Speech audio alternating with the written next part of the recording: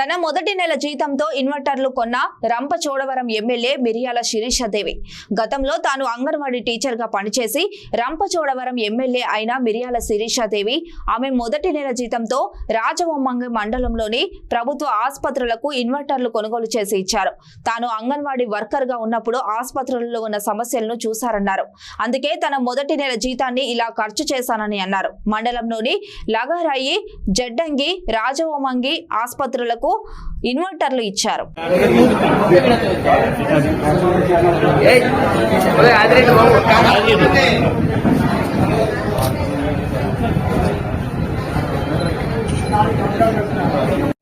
ముందుగా రంపచోడవరం నియోజకవర్గ ప్రజలకు, అదేవిధంగా జడ్డంగి గ్రామస్తులకు, తెలుగుదేశం, జనసేన, బీజేపీ కార్యకర్తలకు, నాయకులకు, అదేవిధంగా హాస్పిటల్ స్టాఫ్ వారికి, అదేవిధంగా ప్రేమతో వచ్చి పలకరించినటువంటి ప్రతి ఒక్కరికి కూడా పేరు పేరు హృదయపూర్వక నమస్కారం తెలియజేస్తా ఉన్నానమ్మా.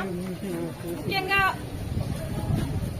ఇక్కడే నేను ప్రతి అంగన్వాడీగా చేసినప్పుడు హాస్పిటల్లో ఉన్నటువంటి ఇబ్బందులన్నీ కూడా నాకు తెలుసు.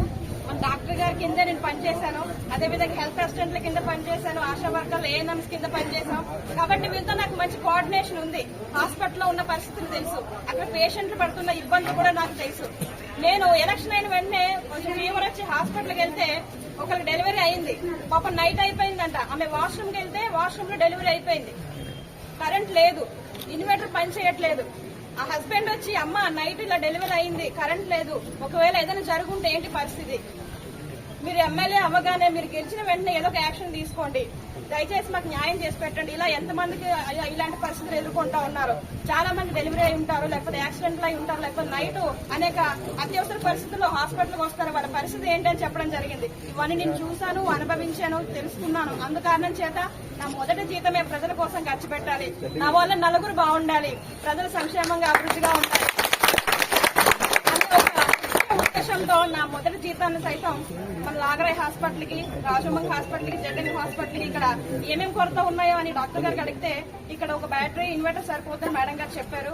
ఆ రీతిగానే ఈ 3 హాస్పిటల్ కూడా తీసుకొచ్చాము. ఇప్పుడు ఇక్కడ చాలా అవసరాలు కూడా చెప్పారు. వాచ్మెన్ కావాలన్నారు, అదేవిధంగా బెడ్స్ లేవన్నారు, ఇంకా మెడికల్ మెడిసిన్స్ కూడా తక్కువ ఉన్నాయని గట్రా చెప్పారు. ఇక్కడ రేకుల షెడ్ కూడా కావాలని చెప్పారు. ఇవన్నీ కూడా దృష్టిలో పెట్టుకుని రాబోయే రోజులు ఇవన్నీ కూడా చేసి పెట్టే బాధ్యత నాదని ప్రజలందరూ కూడా